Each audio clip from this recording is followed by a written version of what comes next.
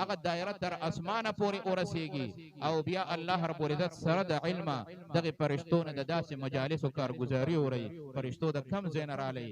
فرشتي ورته جواب ورکوي الله ستا د بندګانو د یو مجلس نه رالم د هغې ډکو بابا چې کم دی نو د کلي نه د یو مجلس نه رالمه څه کول قال الله قال الرسول د الله او د الله د رسول او د الله د دین خبرې وي د قرآن عظمتو د قرآن ختمو دا چې کم دی نو هغوی کول الله ته سره د علم تپوس کوي اوږد حدیث مبارک دی چې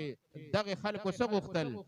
فرشتي ورته وایي الله دوی جنت غوښتو الله وفرمایي دی دا جنت لیدلی دی فرشتي ورته وایي جنت یې خو نه دی لیدلی الله وایي که ویلي دي نو بیا به صحیح فرشتي ورته وایي الله بیا به نور هم ډېره تمنا کوي دغه شان څه نه پناه غوښته د جهنم د اور نه پناه غوښتله جهنم یې لیدلی نه یې دی لیدلی که ویلي دو بیا به ترې نور هم ډېره پناه غواړي سی غوښتل وایي الله ستا نه مغفرت او بخښنه غوښتله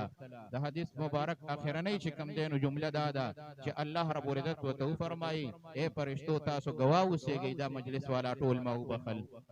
دا مجلس دی الله رب العزت هغه مجلس وګرځي الله دی هر قسم چې څه قسم اغراض فاسده دي دا دی الله رب العزت د ویون کې رزړنم ختم کی او الله دی د اوریدون کې رزړنم ختم کی چې دا مجلس زمونږ استاد د دې علماو د پاره او د دې عوام مسلمانانو د پاره د نجات ذریعہ وګرځي حدیث مبارک کې راځي او فرشتہ الله ته عرض وکي الله دې مجلس ته وسړی راغلیو چې هغه مقصد دې مجلس ته راتلل نو بلکې چا سره سکار خو دې مجلس ته راغی هغه کس سره کارونه ایثار شو الله رب العزت وته فرمایي اے فرشتو دا داسې با برکت او مقبول مجلس دی چې په دې کې څوک بدبخت او محروم نشي پاتې کېدی لہذا هغه د لارې راتلونکي لاروی مې ور سره وبخو عزیزان محترم دومره عظیم مجالس دي چې په کم مجلس کې د الله رب العزت خبره وي او بیا خاص کر چې د قرآن پاک د ختم موقع وي احادیث مبارکونه دا خبره ثابته ده چې په داسې موقعو کې الله رب العزت د خپلو بندګانو دعاګانې